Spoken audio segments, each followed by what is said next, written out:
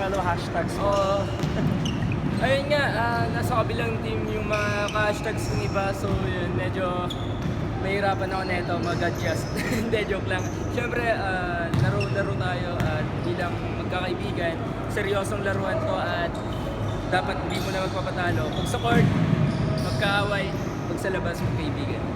Kumusta si Gerald as captain? Si Gerald as captain naman po is para, ano siya, responsable siya sa lahat ng ginagawa niya. At ayun nga, lahat ng responsibilities ay ginagawa niya po. At maayos naman po siyang captain para sa amin.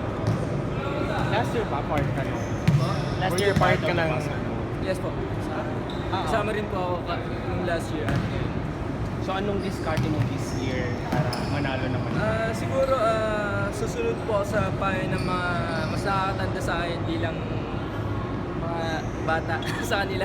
So yun, susunod ako sa payo ng mas nakakatanda sa akin. Baka sakaling maging makatulong yun para sa ikakapanalo ng laro. Sino ang mas babantayan mo sa kabila?